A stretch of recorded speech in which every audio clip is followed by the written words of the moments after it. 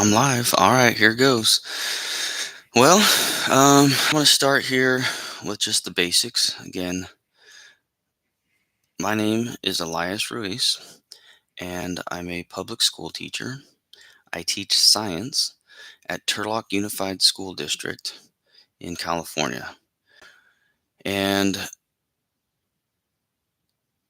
I am somebody who highly values evidence and law. Plus, I used to be in the military. I was a hospital corpsman in the Navy, so I have some medical background as well. So that's kind of the basic foundation of my story. So, what transpired in the last couple years?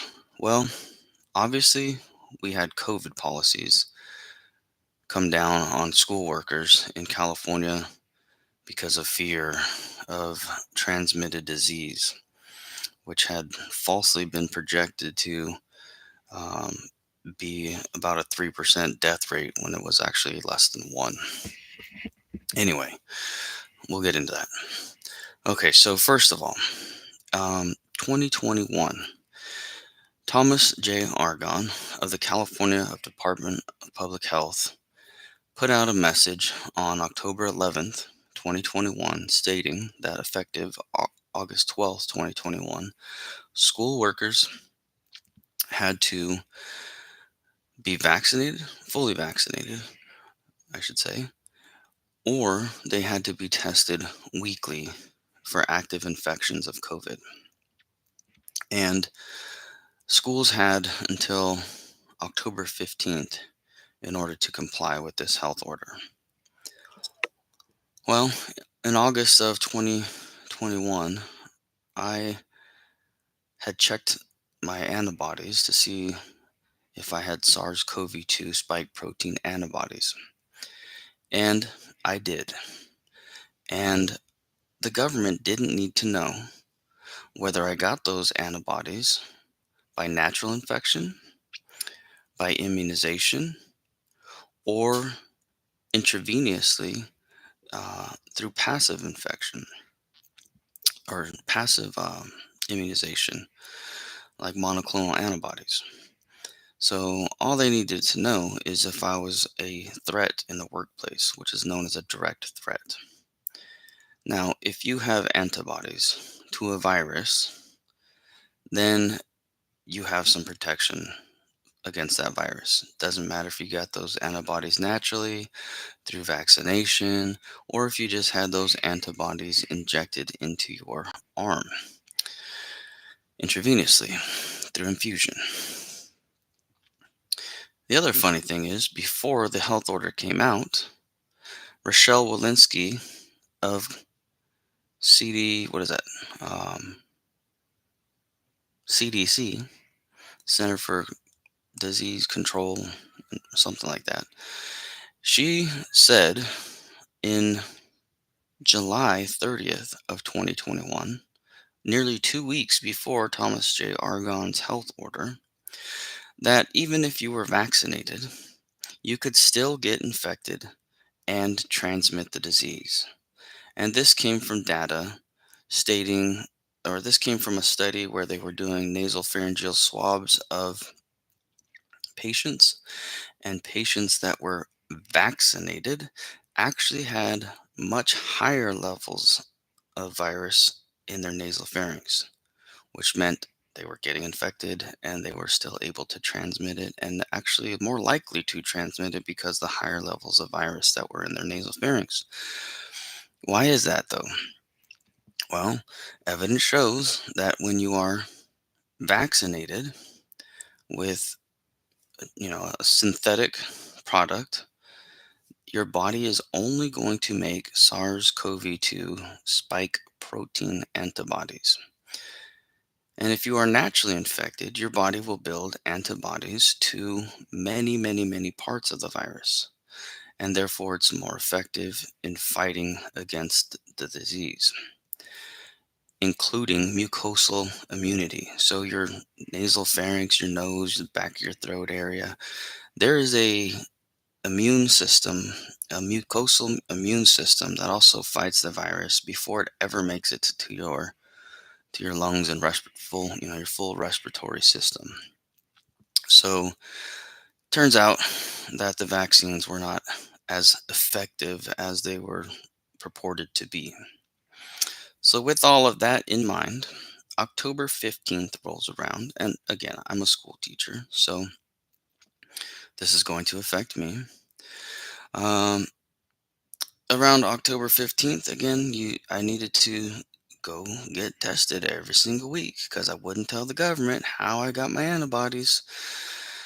Um, so the school district now and the union had a memorandum of understanding, which had some terms in there.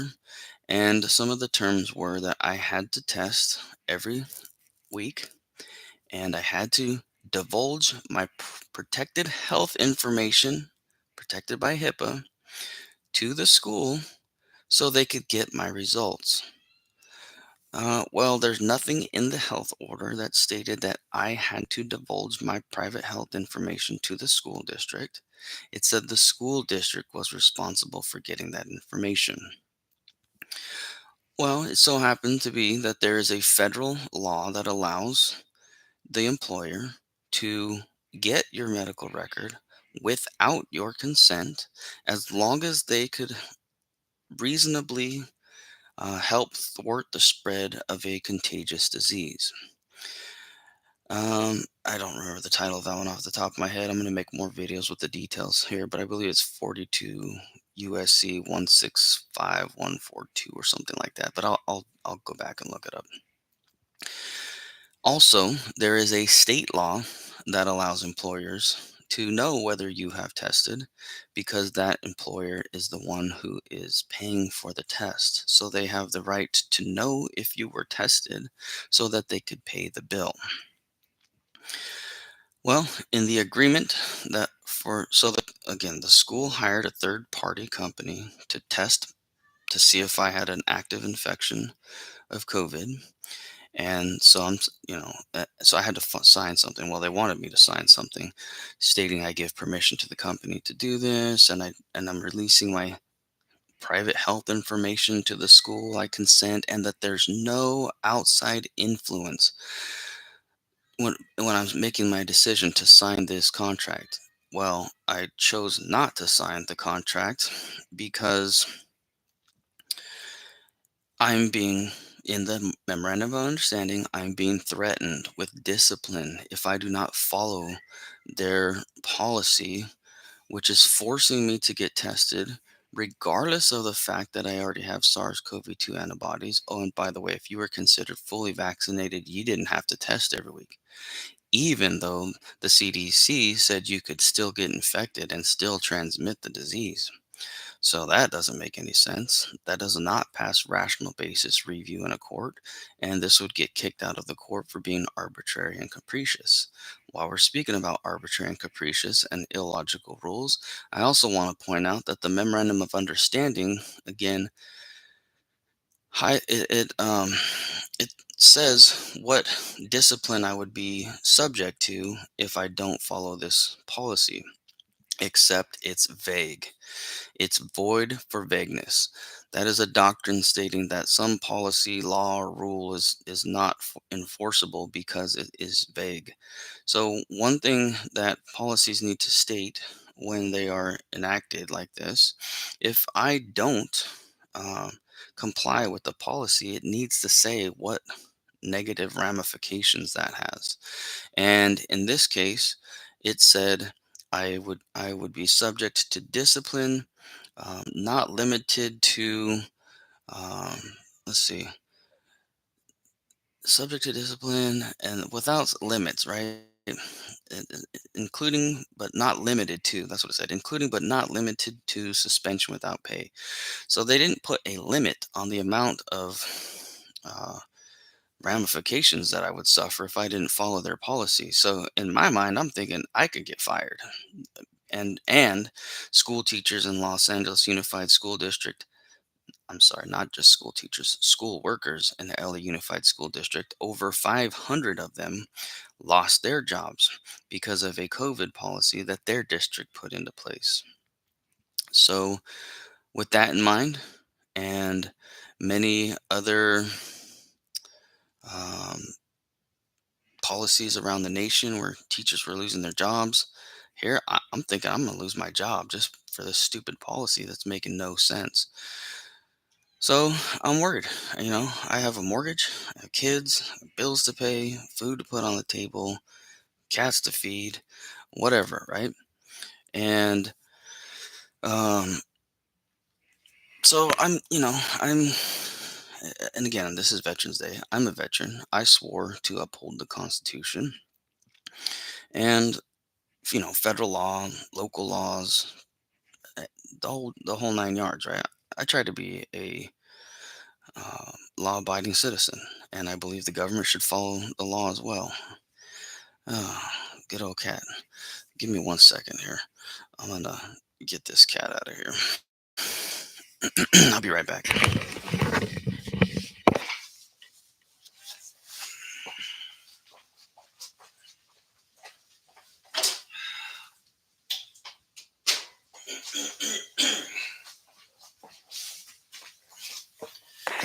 My apologies. My apologies. Okay, so again, law-abiding citizen, and I'm trying to make the government follow the law, basically, because we're the people, and the people basically get to tell the government what to do. Just how it is. Um. All right. So back to the testing policy. I didn't sign the indemnification form releasing my protected health information to the government voluntarily. That means because the health order stated that the school district is responsible for getting the results, that the school district would have to use due process and the laws that exist to go get my medical results, or the fact that I even tested from the company that they hired. And I always had to show my ID when I got there. So I'm on company time doing what they're making me do. And they should have gotten my results without my consent because I did not consent. I take that back. I did give them maybe 2 to 4 results as I was learning more about my rights and trying to enforce them. So I was coerced out of a few results there because I'm in fear for my job and my income, you know. So, and then at some point, hey, I'm not giving you my protected health information. Go get it yourself. It says in the health order you're responsible for getting it. I'm not signing your release again because you're threatening to fire me, or that's what I'm thinking in my mind because their policy is vague. And I'm not going to give up my rights so that you can violate my privacy, which is a fundamental right under the Constitution.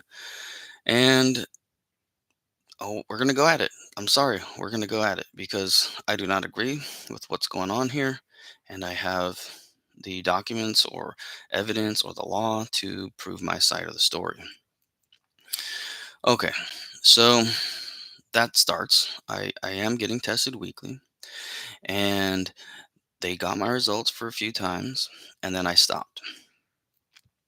Now I start getting emails, threatening discipline for not following their policy.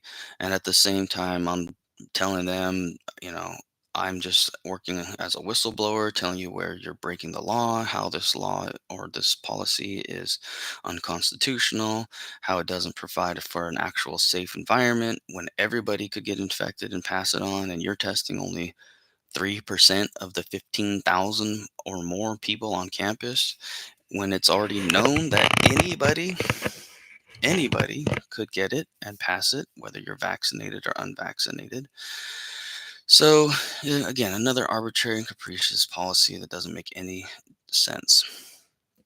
Um, I early on too in this back and forth, I requested from my employer a religious exemption accommodation. Basically, I asked for an accommodation due to my religious beliefs or sincerely held beliefs. They're known as religious beliefs, though, under the EEOC or federal government. So I asked my employer, Will you stop? Will you allow me to not be tested every week because of my um, strongly held convictions that this is an unnecessary medical procedure and I don't consent to unnecessary medical procedures? And here's why, because again, it has to be a reasonable request. So to give them the reason, a logical reason, at least besides my religious exemption request, why that is reasonable. Why, Mr. Reese, should you be excluded from being tested every week? Well, here's why. I gave you objective medical evidence that I possess SARS-CoV-2 antibodies. Again, that means that my body can fight off the disease and protect myself and possibly protect others if it has sterilizing neutrality or if my immune system can fight off the virus before it can replicate and go to the next person, then as I have sterilizing immunity as well. So, if that's the case, then why can't I just not test every week like the other 97% of people on campus who are not being tested, regardless of the fact that the CDC said that you could still get it and transmit it if you were vaccinated? Why why can't I enjoy that privilege, right? Those terms of the work conditions. Why can't I go to work and not get tested and not be harassed and not be threatened to be fired? um, when I'm, similarly situated, 14th Amendment, and I'm in that protected class where I'm saying I have a religious exemption that you need to follow. Why can't I have that exemption? Oh, we're gonna reserve that uh, accommodation for when an actual vaccine mandate comes into effect. Well, you're allowed to ask for a exemption to any policy. So for them to just close the door 100% to any accommodations to this policy and wait for a vaccine policy is against the law. There has to be what is called an interactive process. So the school district has to take, the totality of the circumstances and look what I'm requesting. Is it reasonable? Is it going to cost a lot? Is it going to disrupt the workplace? Is it going to be unfair for other workers because now the workload's getting distributed to them because of my accommodation? Does it cost too much money to implement the accommodation? So there's this interactive process where they are trying to figure out, can we make a reasonable accommodation for this person? I don't see why it wouldn't not have been reasonable. Again, I was medically indistinguishable between other coworkers and myself, and many people weren't even getting tested in the first place and going to work. A matter of fact, there were many people in opposition of this policy who were not even testing, and the school was still letting them go to work. And they didn't even ask for an accommodation. So they were, well, I want to say they were enjoying the privileges, the same conditions of employment for the people that were considered vaccinated, but they technically weren't. Although they were allowed to go to work, they still had it hanging over their head, including myself, that you could be disciplined at any time with no limit. Um, so yes, people weren't getting fired because they were breaking the policy, the school and the coworkers.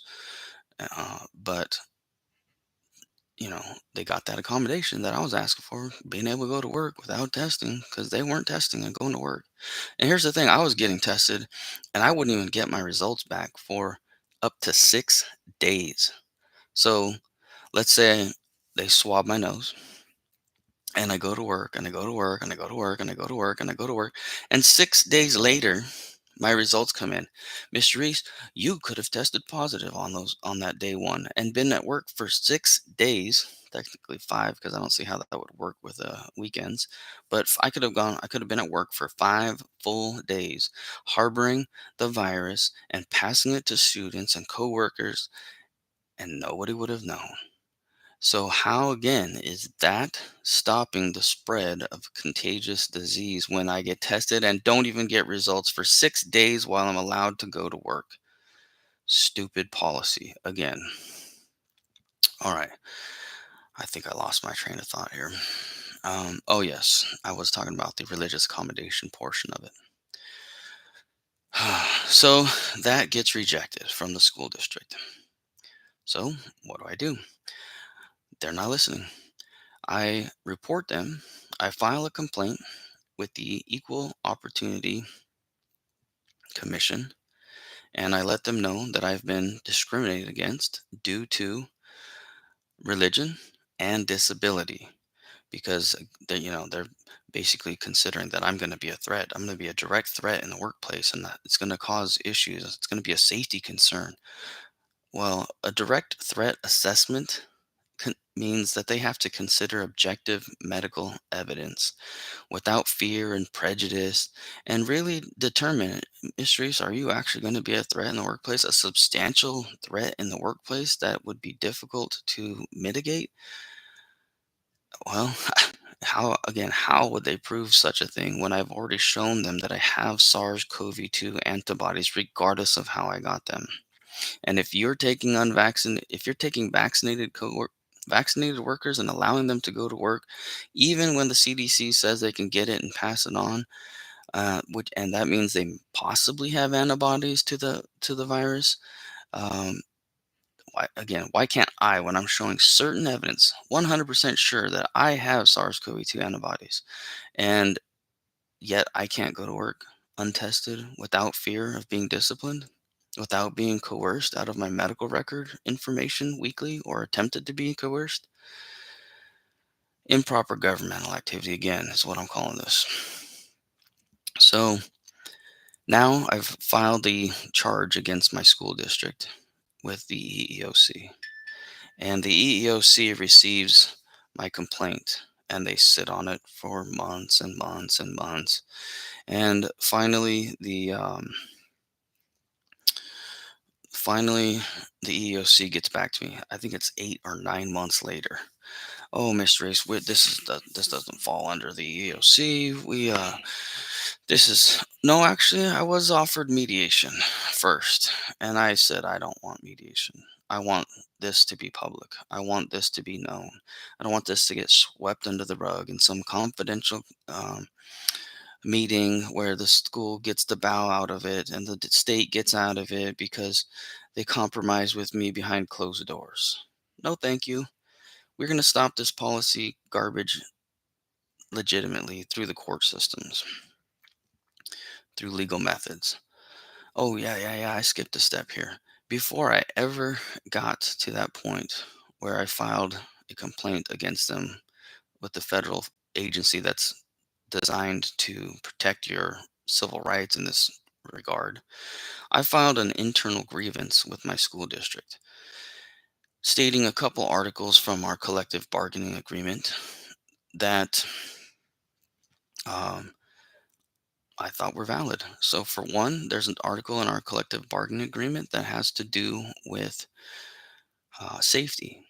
And I pointed out that how is the school providing a safe work environment when it is known that people who have been vaccinated are still able to get and transmit the disease? And I'm saying only school workers here. I'm leaving out the students because students are not technically in the same class of people. And the 14th Amendment gives you equal protection of the law. So they're minors, and there were certain age limits and restrictions to the vaccine and things like that. So some kids maybe couldn't have gotten the vaccine because of their age.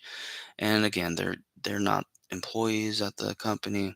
So I'm gonna leave them out. So which still this doesn't make sense because anybody, any human being could get and pass on the virus, right? But I'm going to focus on coworkers and myself because we're all adults. We're employees of the school district. All things being equal, right? Equal protection under the law. So I'm going to just focus on among us, right? Among the employees, which I believe there's 1,500 and so employees.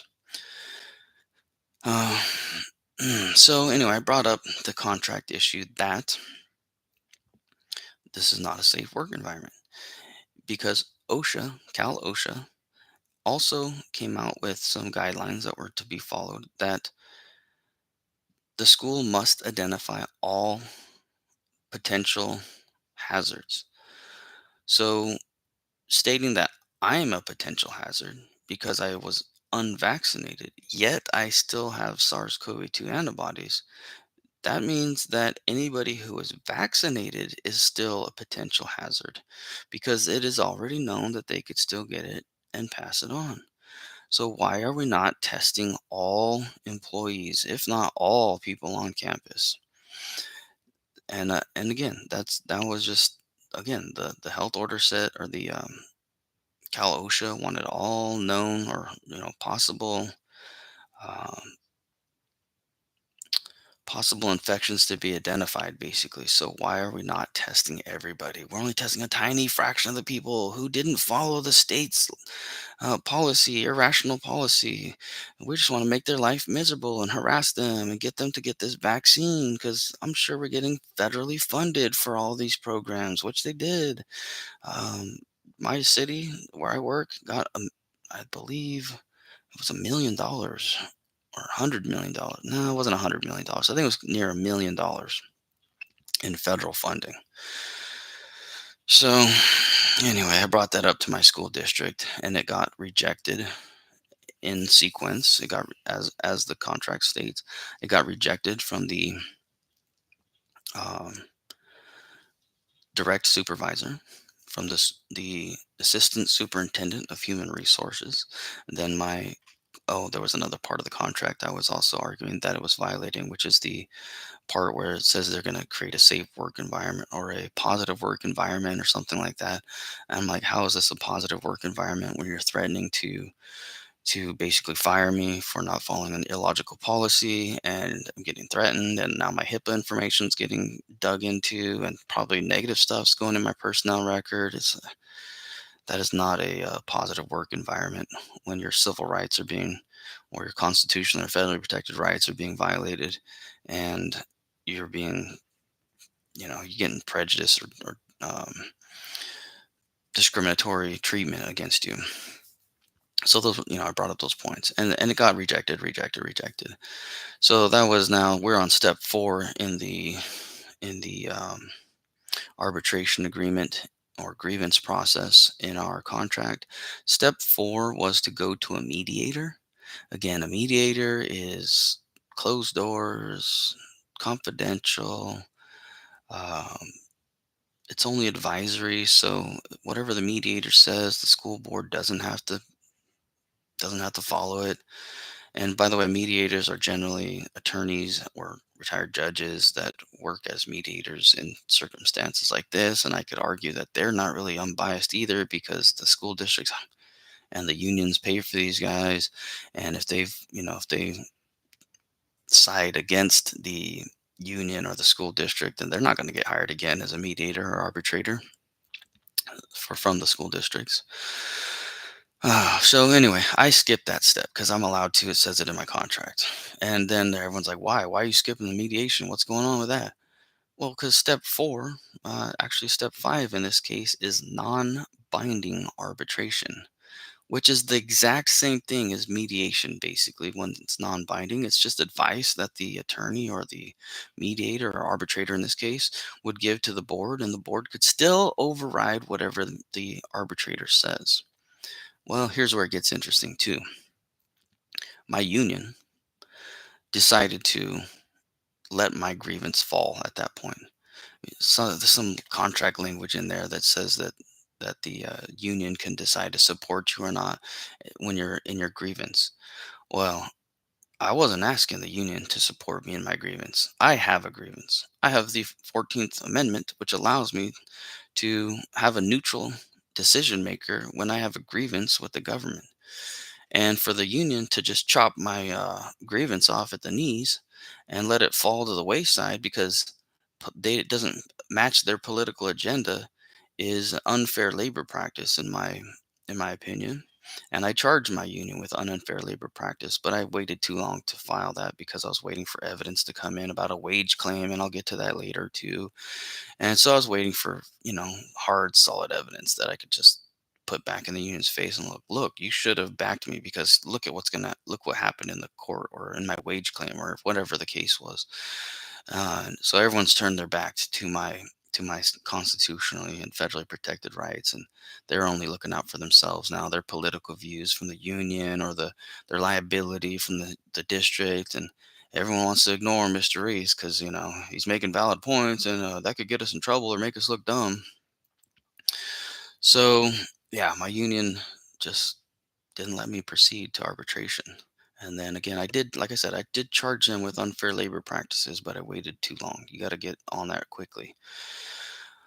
Um, all right, so this brings us back to the EEOC again. I charged the school district now with discrimination based on religion and disability. And the disability portion gets a little complicated, but here it is. When they said I'm going to be a direct threat to myself and others, that means the school district and the well, the school district and the state for this matter, because the state is the one that made the overarching policy. They are now considering me as disabled, which is against the Americans with Disability Act. Let me explain that. So, in the Americans with Disability Act, as amended in 2008, regarded as disabled is prong three. It's the third definition of disability. And if you are perceived to have a limitation of any system in your body, including the immune system, and that perceived limitation is expected to last 6 months or more, then that is a perceived disability. Now they can perceive a disability of individuals and fire you for as long as that disability is less than 6 months, which is basically this transitory and minor um, definition. So if something is transitory, it's less than 6 months and minor. So it's less than 6 months. It's a minor issue, uh, but it has to meet both of those criteria, or they can get in trouble for discrimination.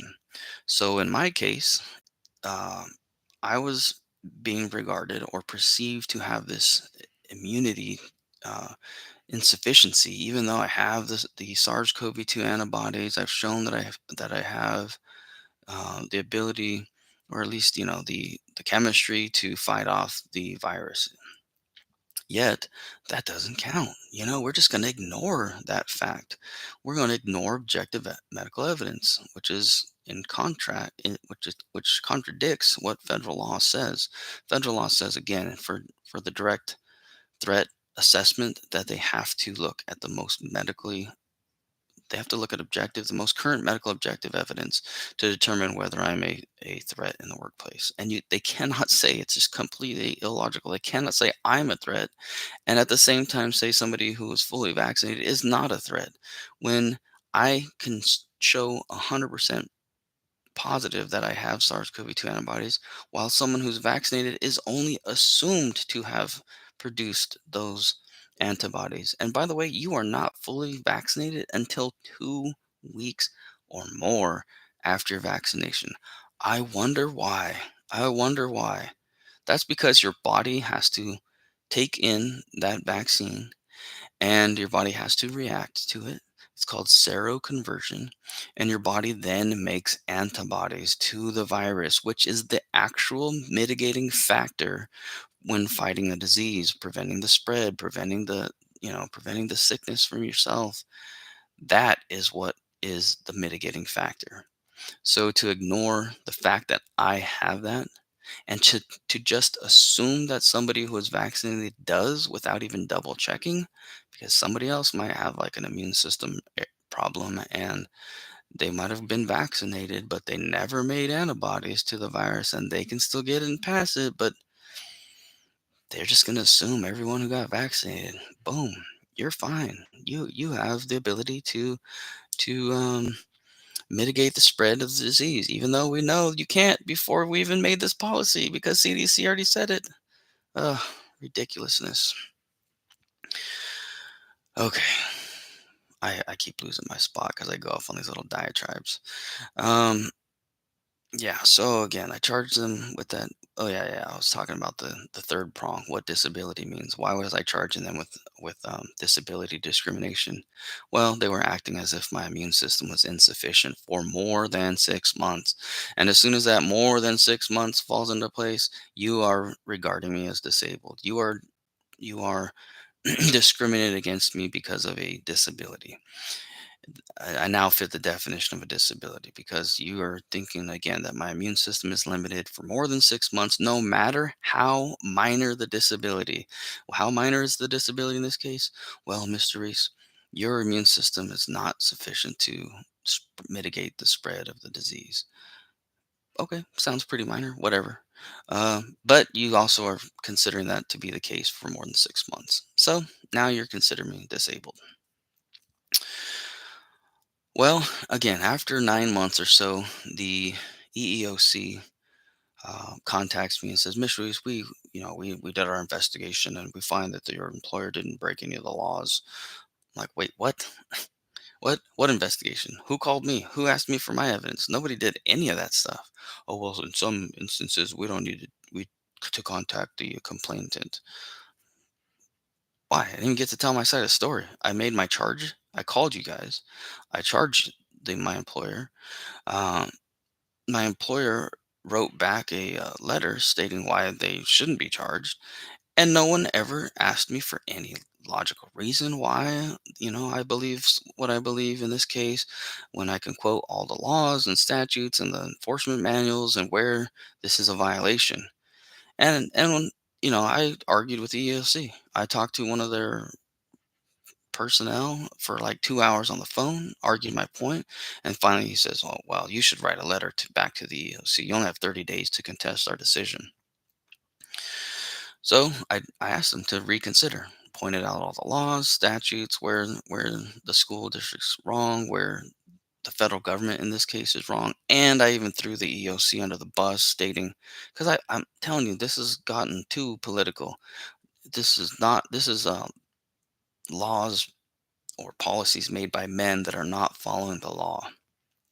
So I just turning around and giving you the law and how it's being violated.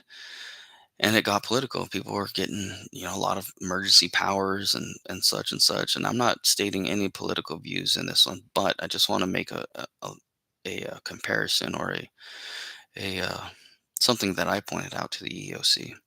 I said, I can see why that this is not being followed through. Biden appointed basically the top dog of the EEOC and that person's assistant. So like the president and vice president of the EEOC were appointed by Biden. And Biden said this is not, referring to the pandemic, this is not about individual freedoms. This is about protecting the safety of the people. And I said, how? This is always about individual freedoms because those are the laws that exist and they need to be enforced.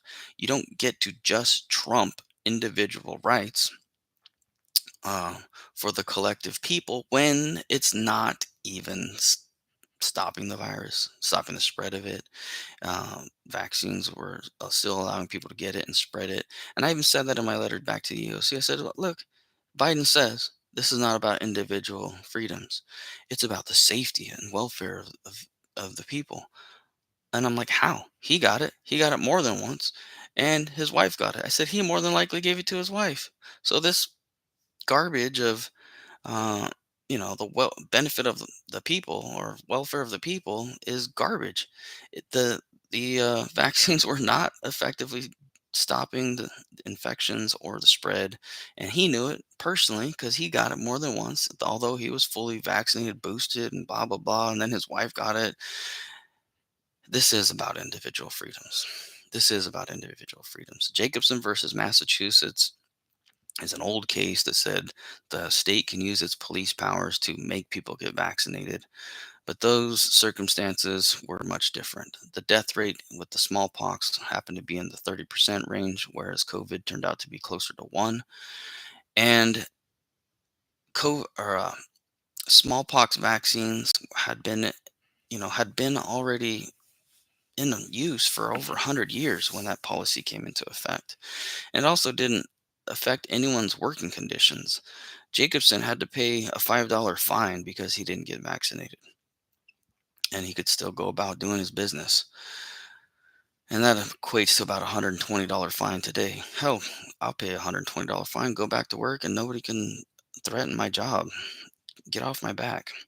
My job as a public employee is my property. I have a property interest in my job. If you're going to take that away, you have to follow due process.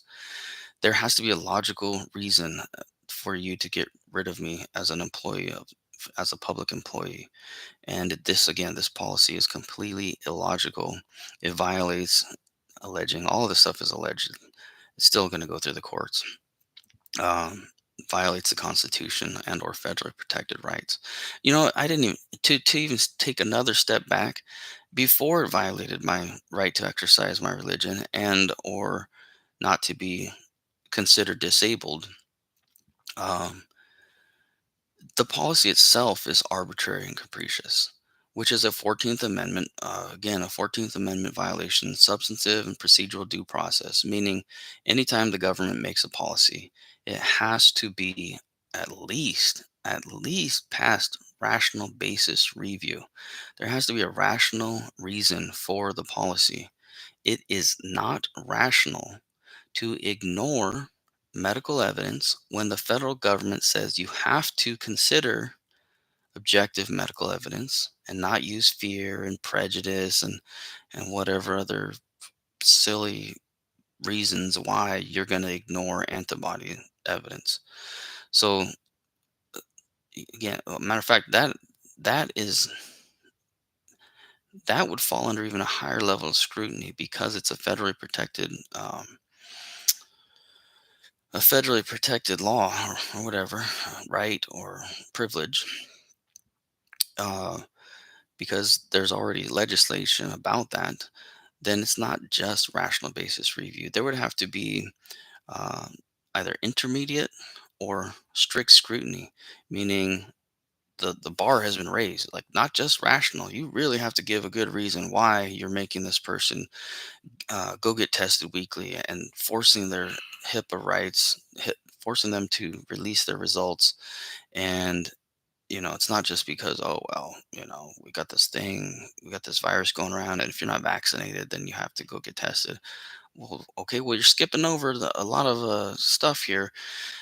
Back in Jacobson versus Massachusetts, they didn't have any way to check to see if anyone had antibodies, or once they were inoculated, there was no way to double check if it was going to work or not. No, because they didn't know. They didn't know. The antibodies were not discovered till about around the same time. So there was no way to check people's antibodies back then. Oh, and that was one thing too. The FDA was saying, well, if you have antibodies, we don't know what level of antibodies that that are considered to fight the virus. Well, when people get vaccinated, you don't know what level of antibodies they have either. So who cares? If you have antibodies, you have antibodies. Does the level of antibodies that you have translate to how effective you are mitigating disease? Sure, I'll grant it. No, maybe we don't know. We don't know what level gives what amount of protection. You also don't know that for anyone who's vaccinated. So who cares? That's a moot point. The level and the amount of immunity is unknown, but we know that there's some level of protection. And that's it on both sides of the fence. There's some level of protection. So don't try to discount antibodies because people are like me are making this argument that, hey, I have antibodies. Why am I being treated differently? Well, it's because we don't know what level of antibodies you need in order to have a certain amount of protection. That's also true if you have the vaccine or if you're just getting pumped with antibodies. They don't know. Well, that's also not even the only form of immunity. Just having antibodies in your bloodstream like that is not the only way that your body fights off a virus. Like I said before, you can have mucosal immunity and you have T cell immunity as well, which means once you've been exposed to a virus, your body builds special cells that can remember that you were infected with that. So, yes, your levels of Because your body shouldn't be producing antibodies all the time, constantly for every single virus or bacteria that you've ever encountered your whole life. So what happens is your body says, oh, now I know how to make that one anytime I run into this type of virus. And it stops making high volumes of these antibodies at the time of your infection or near the time of your infection, and those antibody levels start to wane. That doesn't mean that you are still susceptible to the virus, because your body now has like this library of recipes on how to make these proteins anytime it encounters a similar or the same virus again in the future. So your body level is going to go, those levels are going to go down in your body because you're not being exposed to that virus at this time, and therefore your body's not going to just make all these antibodies constantly for the rest of your life. It's going to just say, oh, you know, we sprayed for we sprayed insecticide this month and killed a lot of the bugs.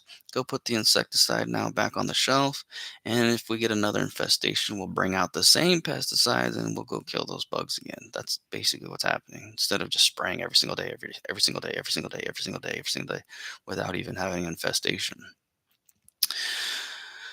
Oh man, I can just go off. Um, hmm, I don't even know where I was at again.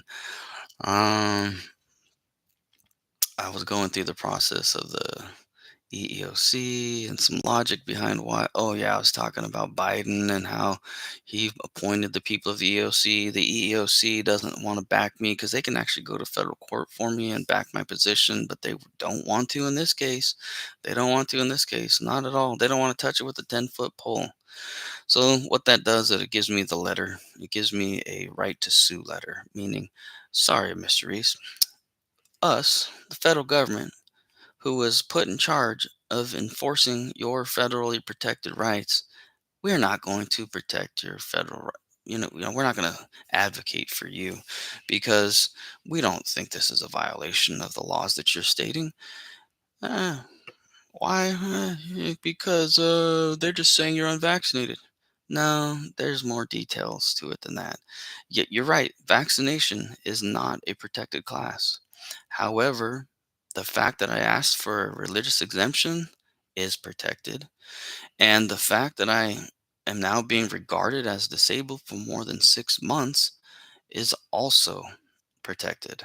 So I am a protected class. I fall into two protected classes, and you are not going to protect those rights that are given to me by the people who wrote the Constitution and the federal laws, the legislature who was voted by the people, and you're not going to protect those rights. You're just going to give me a little letter, and then I have to go find an attorney, and I have to try and get my rights um, vindicated because you're not going to do it. The person, the entity that is in charge of enforcing these, just you're not going to do it.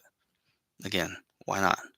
And I think that has something to do with who their new director and assistant director were, and who appointed them, and why they were appointed, and what that leader said about individual rights.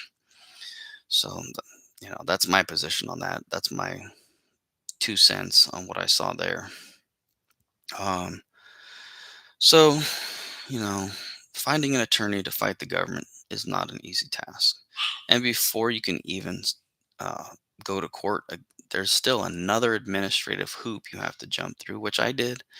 I filled out a government claim form against my district asking for, compensation for several things, breaking my rights, some Fifth Amendment violations because they were asking me for information that was protected, because if I didn't do what they were asking, it could have been considered a crime, punishable by imprisonment or fine.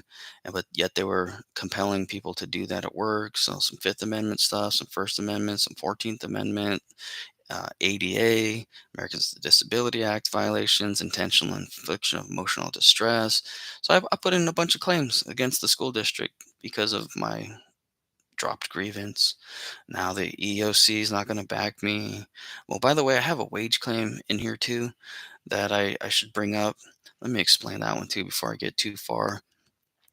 When I was made to get tested weekly, um, in the contract, the memorandum of understanding between the school district and the union, I was to be paid $20 per test. And I'm not talking about the cost of the test. I'm talking about $20 for the time that it takes to go get the test and the fact that I had to drive there with my personal vehicle under, under the power of the employer. So I never got that $20 for I don't know how many tests, 20 tests, I believe. 20 tests that I took.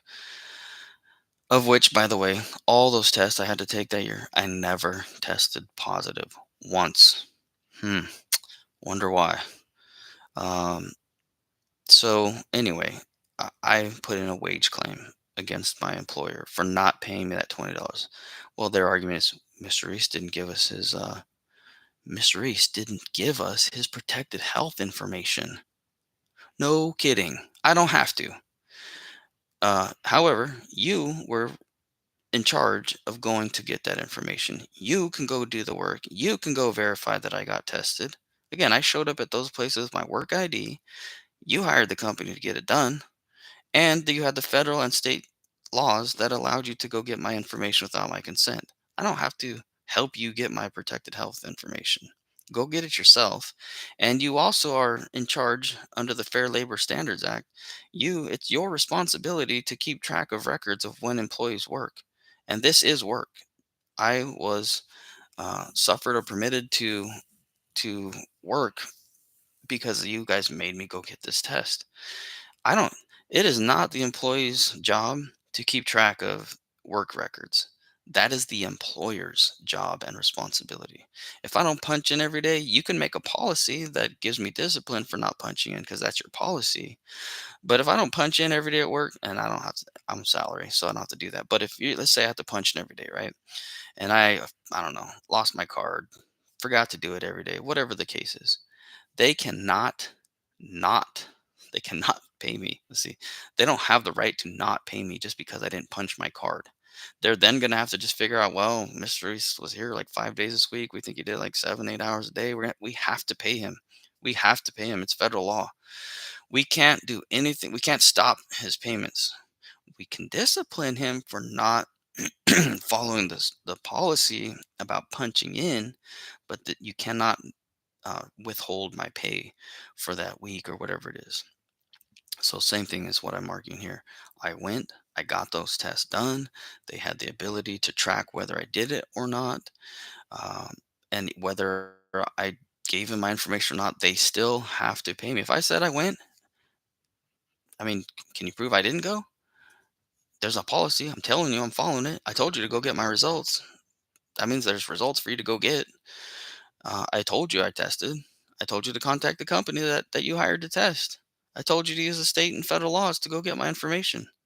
You're the one that chose not to do it. That's just incompetence, if you ask me. And you had to pay me. You had to pay me. It's in the contract. It's contract now. It's contract law, right? Uh, Employment law or employment contract.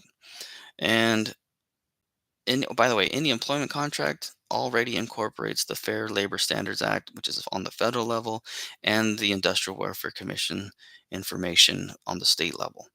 And under both of those, those are hours worked. Hours worked. And again, I put in a wage claim against the school district for unpaid wages. A wage claim, unpaid wages. That was $20 per test because I went and wasted my time and my gas and got tested as you guys made up some stupid policy that I had to get tested. So I did. Never got paid. Still haven't got paid to today, to this day. So I went through the wage claim process, and I'm going to do a whole video on that because it took me 10 months to get the recording of my hearing and how jacked up that was. That deserves its own video of its own, and I am going to make one, and that will be down in the description below whenever I make that video. So anyway, I went to the labor commission, made a wage claim for the wages that they owed me. The wage claim hearing officer was so incompetent, but they ruled against me because she changed my claim at the beginning of the hearing without my consent so that they can change the jurisdiction to some other code labor code. I believe it's 2806 or 7 or something like that, where it was reimbursable expenses. First of all, the labor commission, well, the labor commission does have jurisdiction over those type of claims, but I work for a public entity. That labor code doesn't even apply to my employer. So now they're trying to adjudicate my claim on on a law that doesn't even apply to my employer. And the attorney from the other side even stated that this lady had no idea what the heck she was doing. And I can't wait to rip her a new one in this video because it's, again, it's a public record. It took me three public records requests and threatening them to sue them in court for not divulging my hearing. My hearing was like in February. I didn't get the results till October. Maybe that's, what is that, 8 months? So it took a while for me to get that information. Technically, they're supposed to tell you within 10 days when they expect to give you that information. And they have a very limited amount of time to give you that information. So I could have sued them as well, the Labor Commission, for trying to hide my hearing because it's a debacle. I can't wait to make a video on that one. And then I appealed that decision in the Superior Court here, and that has a pending settlement. I'm not even going to talk about that. Okay, man, where was I? I knew I was gonna derail myself again here. I was walking through all the things that I'd done. Right, I bring it up as a grievance process that gets shot down by the union. I bring it up to the EEOC, and that gets shot down by the EEOC. And again, because I think the new people that are running the EOC were appointed by Biden, and Biden already said this isn't about individual freedoms. And so now I have to go fend for myself. I have to go find an attorney who's willing to take my argument against the government, the almighty government, who has all the unlimited resources and time to say they did nothing wrong. Plus, they have so many immunities, qualified immunity. Um, is I'll just stick with that one. Qualified immunity, well, sovereign immunity for the state. Um, and then labor codes don't, many labor codes don't apply to the public employers, which I think is ridiculous. Why does the government get out of all these safeguards for employees? Nah. And then when you do break some law, you have all these immunities. It's ridiculous. So anyway, now I have to go fight this in court. So I'm having a difficult time finding an attorney. Is- I mean, a lot of attorneys work on contingencies, meaning they put in their own personal time and money into fighting the case if they feel like there's a good chance of them winning.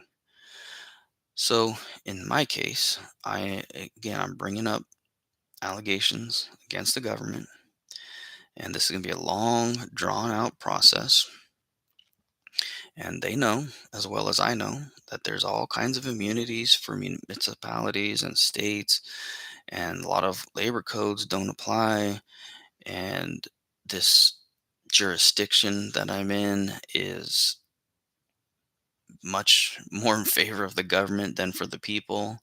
And although it's supposed to be a neutral system, there are biases from judges or whatever the case may be. And by the way, judges have absolute immunity. So if their biases come out in their rulings, nothing you could do about it.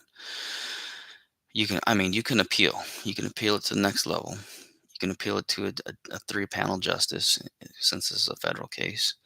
And you would hope that the next level of a review would point out those portions of where the law was violated and or wasn't followed. And then if that doesn't happen, you can appeal it to the Supreme Court. And the Supreme Court, though, they hardly, there's a very small chance, first of all, that your case is going to be reviewed at the Supreme Court level. And that has been like a 5-4 decision lately based on who the justices are. Very political again.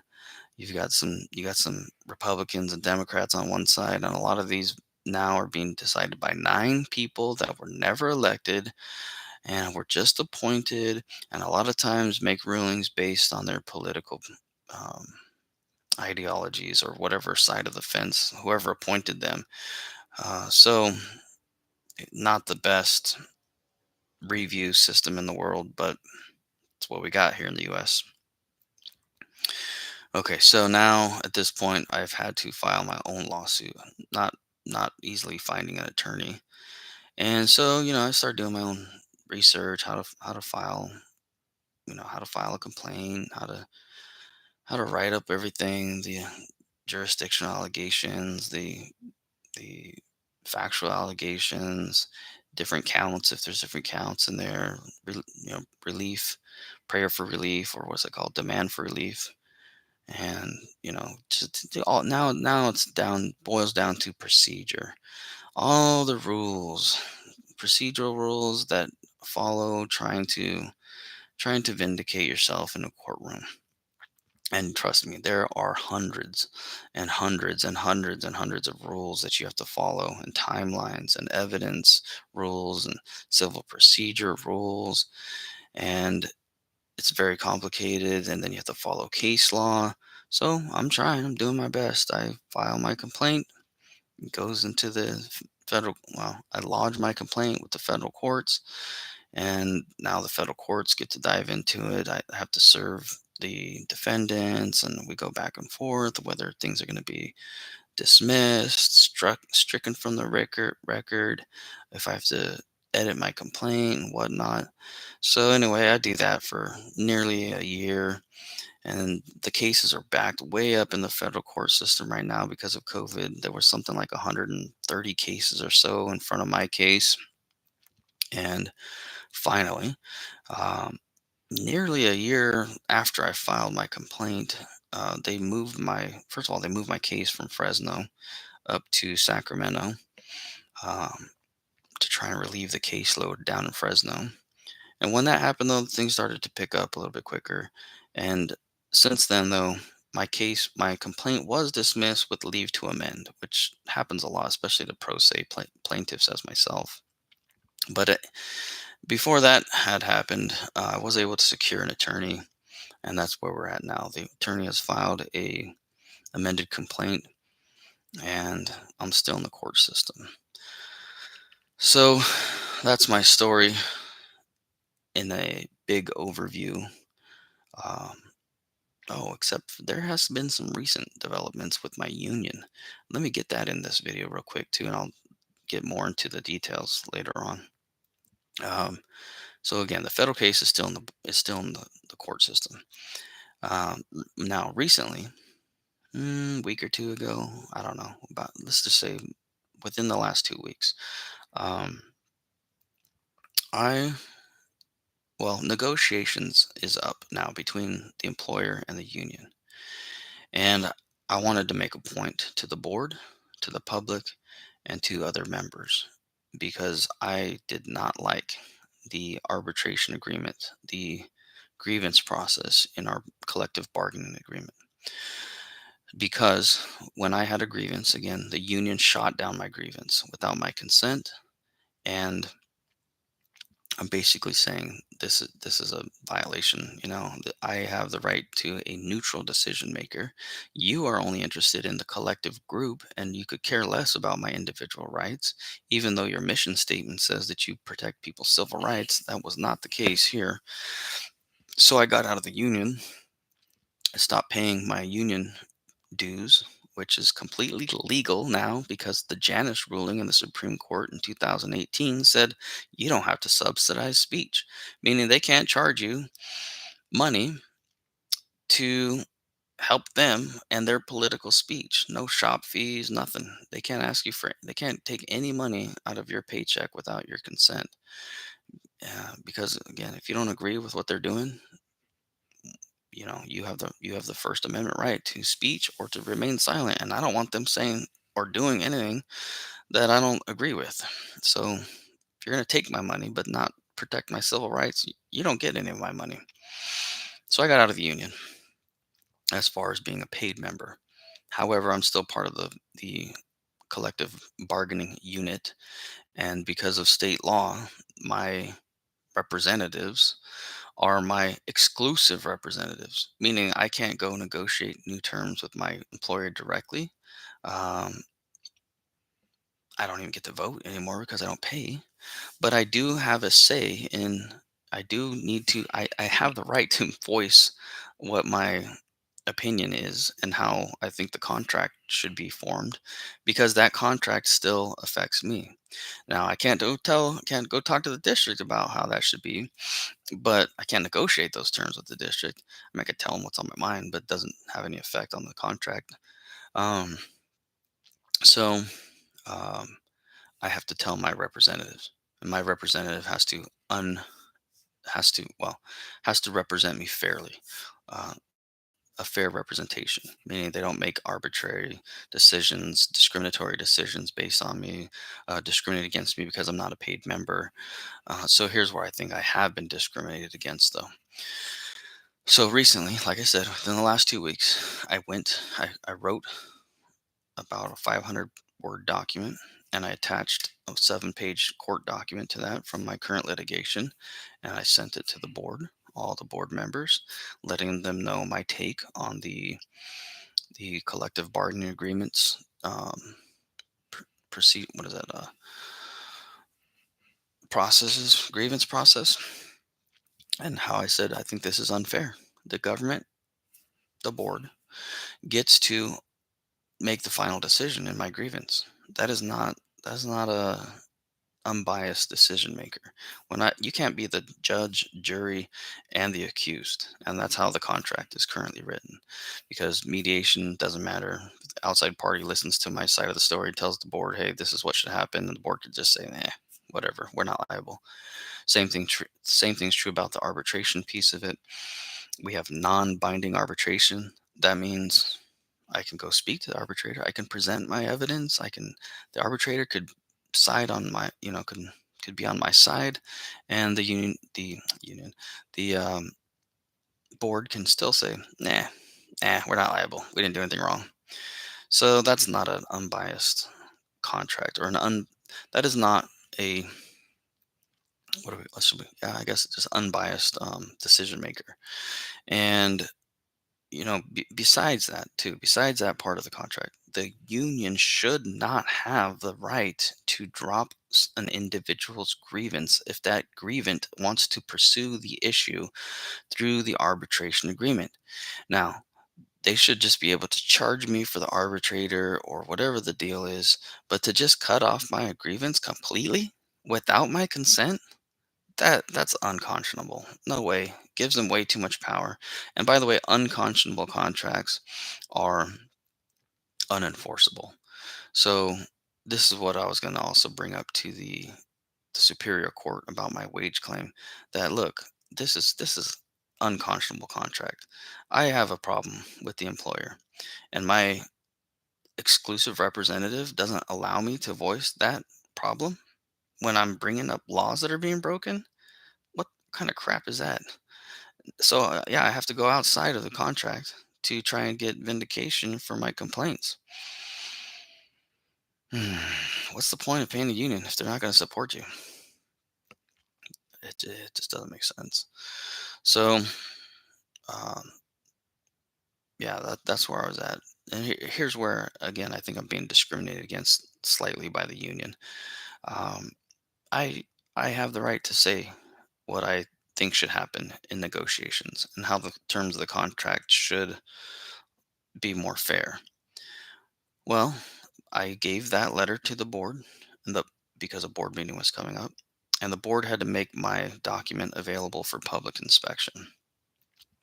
So now that the school district's aware that I have something to say, and I would love to share some of this information with other union members.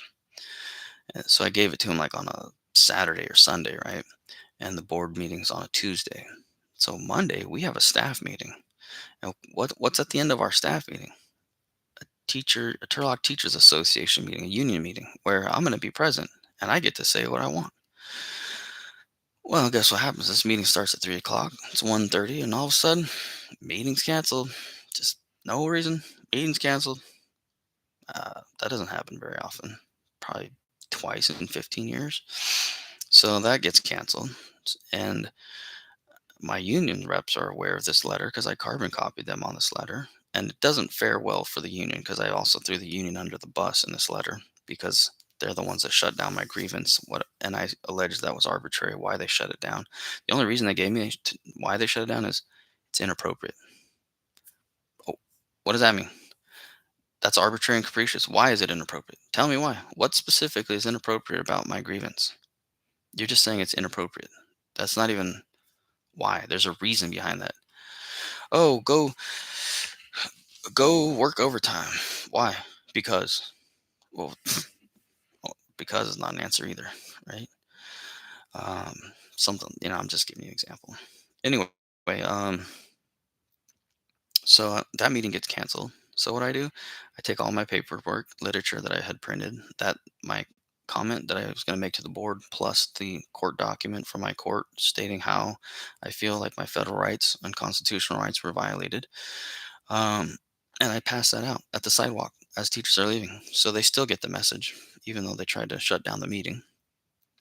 And oh, another thing too, before this, I asked to join the union's Group Me app, which is a digital platform, basically like some social media messaging, basically, where members join and they can converse.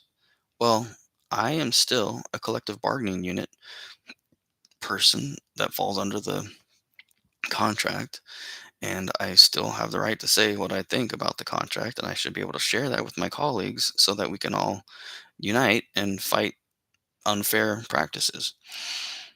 Well, the union doesn't want me to say anything. They don't want me to be part of that meeting at all because not only do I have an issue with the contract's terms because the government has too much power, but the union has too much power to shut down your grievance as well. So I have two things to say. They want to hear one side of the story. They don't want me to say anything about the other side of the story, especially in light of recent Supreme Court ruling, which was the Janus versus AFL-CIU or something like that in 2018, where it said members don't have to pay dues anymore. So if I make any mention of that in their little digital platform where there's only 28 members and I would have been the 29th member, um, they don't want anyone to hear that, the union.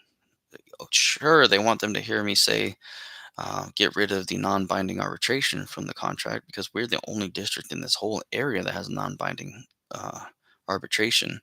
Needs to be binding arbitration. That means whatever the judge or the attorney says is what goes, and not the board can't overrule that. Um, but they don't want me to tell any other members that, look, I feel like the union didn't represent me fairly because they shot down my grievance, even though it was meritorious. And the only reason they gave me was it's inappropriate. Except on the phone with Kara Hoynes of CTA, she told me, well, I had asked her, what does inappropriate mean? Well, we represent not just you, we represent a collective group, and it would strain the relationship between us and the union. I don't care if it strains the relationship. If I'm alleging that my constitutional and federally protected rights are being violated, and in your mission statement it says you're looking out for civil rights of employees, then do your job. I've been paying you dues for 15, 16 years. I don't know what it is now. You guys can't afford an arbitrator for me? You can't fight for my civil rights that I'm clearly and what I believe is a clear violation of those constitutional and federally protected rights. And you are my exclusive representative and you don't want to do anything about it?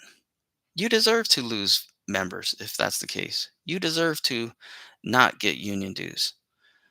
Yeah, if you don't want to lose members like myself, then you should have stood up for my civil rights. You should have taken my complaint seriously. But no, I know you guys have a political agenda that you follow. And I pointed this out to you guys last year immediately. I said, look, I've been paying dues to this union for this 15 years, right? And you are taking some of that money and giving it to your political buddies up out here in California. And 95% of that time, they were going to Democrats. And most of that money went to Newsom. Who made the health order, or who proclaimed a state of emergency in California? Gavin Newsom. Who wrote the uh, COVID the COVID policy that school workers have to divulge their vaccination status, and if you don't, then you have to get tested every week. Oh, guess who did that? Thomas J. Argonne. Guess who Argonne worked with in San Francisco, and who now works with as at the state level? Gavin Newsom. I know you guys don't want to upset your political buddies at the state level because I have an issue with their policies. And those issues I have alleged break constitutional and federally protected laws. And if you don't want to protect me, then I have to do it myself. I have to go find attorneys. I have to fight it myself, which I have done. And I'm going to tell everybody exactly what your position was on this. Especially if I win in court. This is going to be hilarious. You guys did not back me in a grievance, and you won't even let me tell other members about it. And you're keeping me excluded from your digital platform for members. Hey, I get a say too. If you don't want me to say bad stuff about you, then do your job. Paid you to do it. It's in your mission. Do it. Anyway, this is my summary video. This summary is going to be like 120 or an hour and 20 minutes long. There are more videos to come. Hopefully, this gives you a good foundation of what's going on. I have some stuff I want to dive into. One being the wage claim. I just want to tear that wage claim apart. It was a total joke.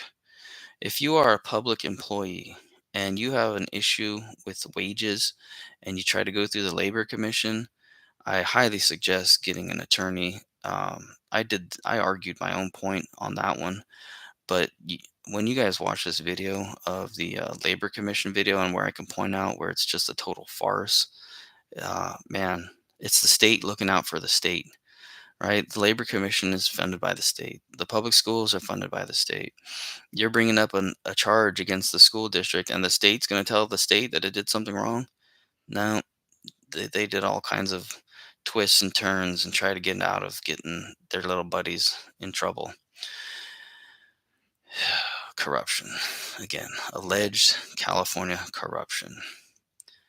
Just telling it like it is. Take care. Got some more videos coming soon.